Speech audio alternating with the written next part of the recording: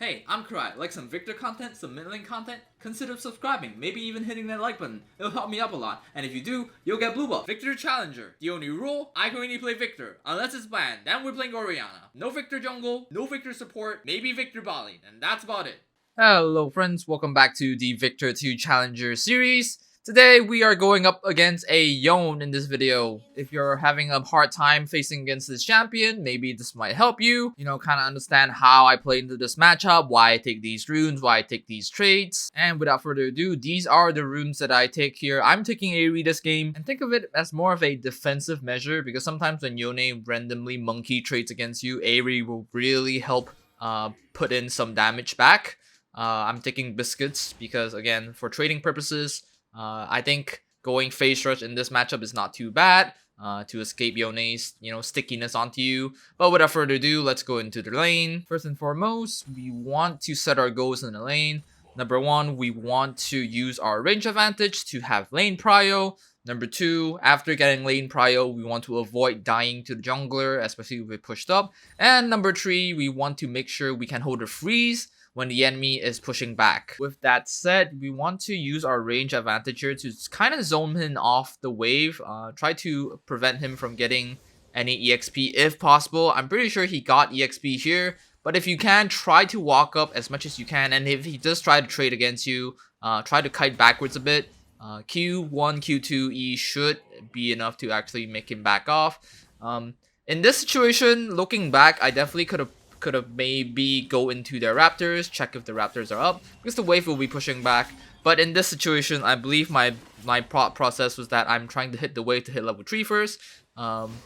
Ideally, you want to push when the cannon wave is hitting your or like it's joining up your wave and not going into neutral.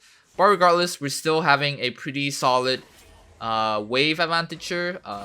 We can see Echo is around bot side, so again, like, we pushed in, we don't want to die. That's our number 2 goal. We still want to harass the Yone as much as you can, but notice that when I'm harassing, I'm kiting kind of towards upside, or kind of towards where my jungler is. And if you pay attention, I'm trying to also dodge his Q3 too. Even though, like, when you're dodging, when your abilities are down, it's mostly better to just use your focus to try to dodge his Q rather than trying to trade back with autos, even though you have Aerie here, especially if it's a Q3 on Yone's side. So right now, I don't know where Yone is, but I see that my wave is on a pushing side. This is the second wave, or like the upcoming wave, or the wave before the cannon hits. After seeing this TP, and Yone taking TP is really weird, but after seeing this TP, I know that I have to base pretty soon. I see Echo is around bot side, but there's no way he's ganking me. As we said, we saw Echo bot side. As long as we hawk top side, we should be okay. And because Echo is showing bot side too often, and this is a jungle mistake, we're able to actually catch out Echo here. I believe we actually get double buffs. We're actually, we don't get a buff at all, because Echo, wasted the entire 3 minutes doing nothing. Something I don't understand why junglers do this. And we got a kill for ourselves. Overall, it's pretty good. So far, we've completed goal 1 and goal 2, which is to push it in and avoid dying to the enemy jungler, especially when we have vision of where they are. It's kind of easy. I don't want to say it's kind of easy, but when you know where they are, try to just hug the other side. There are some jungles which have exceptions, like Trundle, which can gank you from the other side of the lane, or something that can just jump across a lane or jump through walls. But with Echo's case, it's actually pretty decent to know where he's coming from and just hug on the opposite side of the wall. At this point, Yone, who had just TP back, is surprisingly low again, mainly because he tried to quote-unquote help the Echo earlier when the Echo is already dead. And notice, like, how, because he already TP back in, if he base now, this would be his second base.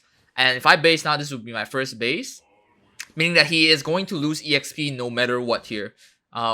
Looking back at it right now, this is the wave. Again, this is the wave before the cannon comes, and I definitely should have based right here. But I believe I actually stayed for the cannon wave because I wanted to get the cannon wave and also deny the cannon wave. So let me try to explain it in a way where it's digestible. Notice how Yone is low and I have a biscuit and another one coming up soon. Realistically, I don't really have to base until Yone decides to base, and even then I can wait until he comes back and wait for an upcoming cannon wave to base. That way I'll have the maximum amount of value, because when the cannon wave is hitting, it's very hard for Yone to shove fast enough Well, I guess Yone is the one exception, one of those exceptional champions that can push fast early in the level. However, my point is that since Yone is low and I have biscuits to stay in lane for as long as I want because I won't run out of mana, it's possible for me to just stay until he comes back and he'll have the third base and I'll have my first base. In that scenario, I would have at least a whole level up against him. I mean, I have a whole level up against him right now, but that's because he's making a lot of mistakes.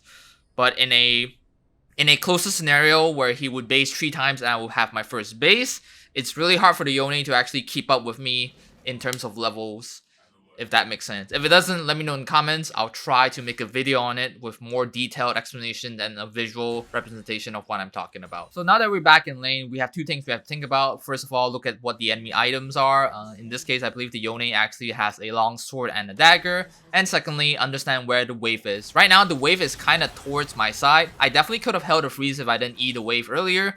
Also, in this kind of trades, you want to use your W on top of yourself, so the enemy Yone can't actually stick onto you and continue to trade with his E. Regardless, looking back right now, I'm not sure why I actually decided to want to push the wave back. Again, I definitely could have hold a freeze. If I hold a freeze, the lane is pretty much over for Yone. He can't really walk up to farm, and he has no way to get back into the game. Because Yone is more of a champion that really needs to snowball his lead. If he stays even, it's kind of... I wouldn't say he's completely useless, but he becomes much less threatening. If I hold a freeze in front of my turret, he has a much shorter lane to play as a melee champion, and as Viktor, you just continue to scale. So that would be the ideal situation here. However, in this situation, because I decided to push up the lane, now the goal is definitely just try to hold I guess I should actually just push up a wave completely. But you can see it is a big wave. Ideally, I want to wait until there's a cannon to push it up completely. That way, I'll have the most time to roam because the cannon will actually tank under the enemy turret for the longest time. And I'll have more time to roam, right?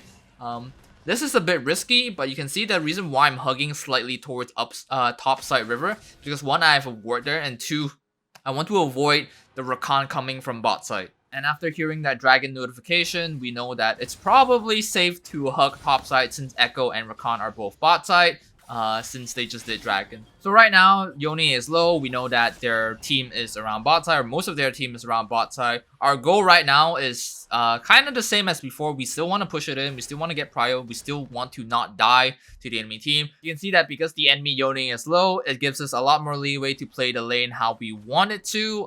We can kind of just slowly roast him here, slowly bleed him out. Eventually, he will have to base. He does have TP, which is his only saving grace. I guess I should also say the reason why I took Ignite is for situations where I know the Yone might monkey trade. I think Ignite in this situation is more or less of a offensive kind of tool, where it's more of a, if the enemy makes a mistake, I can completely capitalize on it. But if I were the Yone, if I saw the Viktor taking Ignite, all I have to do is make sure that the enemy Viktor, or make sure that I don't do anything as Yone and push in the wave and base and TP back and play the tempo game. But that's a story for another video. So, and then back to this situation here. There's not a lot of options where Yone can do. Yone is just way too low. My Lee Sin is really strong. At this point, at this current stage of the game, Yone is pretty screwed. The only way he can come back is if something like this happened. But even then, because he's already so low, I can just easily kill him here. And obviously, the Ignite kind of helped out. But I think even if I didn't have Ignite here, I probably would have just killed him regardless, because I had such a huge HP lead over him. So at this point, the game is pretty much over for Yone. It's kind of over for Echo too, because Lee Sin is just gonna constantly invade, and because his solo lanes has no prio, it's really hard for the enemy top side to come back into the game here. Yone just has no items, no levels on me at all. It's really hard for him to snowball his lead because he has no lead to snowball on. And for Viktor, you know, for my champion, I'm only going to become stronger as time goes on in the game. I have Gathering Storm, I have a really good CS core, I have really good level lead against a Yone. So the game is pretty much over. You can see here the CS lead is 90 to 48. I make it look really simple. I make it look like as if the enemy Yone is like a bronze noob or an iron noob. But remember, the whole reason why I'm able to do this is because we have goals early into the lane. We understand what we want to do, or we understand what the situation demands us to do. Imagine if the enemy actually caught us out and we died around level 2 or 3. this whole game would have been completely different. Yone would not be a level below, their Echo would actually be able to play the game, and I would actually be not able to scale at all in the game. So again, in a smaller scale, it might look like Viktor versus Yone is more of a just, well, either just to survive, not to die, or hey, I have range, I need to harass the Yone, otherwise he's just gonna snowball out of control. In a grander scale of things, it's more like, okay, you have range, you want to poke him, but at the same time, you want to keep a keen balance of, okay, poke him, but don't die yourself. I know, it's easier said than done, but trust me, once you understand this concept, the more games you play, the more VODs you actually review yourself. It's like, okay, why did I walk up? Why did I die? Imagine if I actually stuck bot side where I know the Echo was, I definitely would have died there. Every game is different, so it's really hard for me to say. I have a coaching service. It's only $10. So hit me up if you guys are into it. Shameless promotion right here. But again, this is the way that I play against Yone for this situation. Just to go through, just to summarize, we want to harass our... I'll just let it play out here.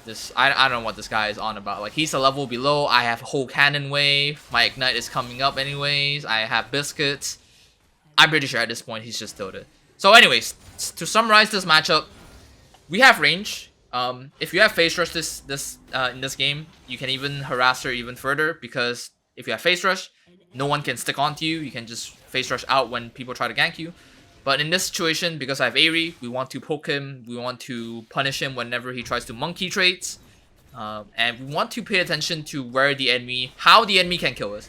If you can understand how the enemy can kill you, you can try to formulate a plan in your head to prevent that from happening. So those are the first two goals. We want to, use our advantage.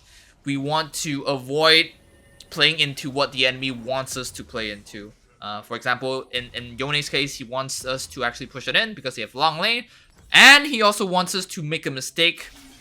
And that mistake would be, say, I would just harass her for too long, stay under turf way too extended. That's Yone's game plan. And now that we know Yone's game plan, we want to avoid playing into his game plan. Thirdly, again, we can freeze this wave for sure, especially if it's a wave pushing into us.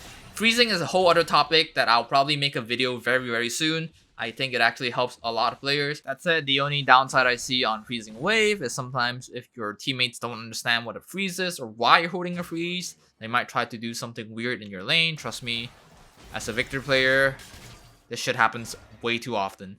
But again, that's a video for another day. I hope you guys are able to learn something in this Yone video. Oh, of course, we kind of just smashed this game. It's 4-10 now. Let me just skip right here. So in this clip here, you can see that I am 6-0. I'm about to be level 15. Yone is just level 12. He has Blade of the Ring King and a Bomby Cinder here. I didn't play this exactly well. I kind of got a bit lucky that I was fast enough to put a W under myself, just in the nick of time. But can someone explain to me why that was even close at all? Like, I feel like if I'm that ahead, he should instantly just melt. He should instantly just get popped. I get that he has a few defensive items, but I don't understand. Like, he should just disappear with my lead. Like, okay. Anyways, I hope you guys are learned something here. This is more of a, I'd say I enjoy doing these kind of videos because it helps not only me understand the matchup better, but it also helps players who are into Viktor, or maybe not just Viktor, but into mid lane, but have no idea how to play against a certain champion.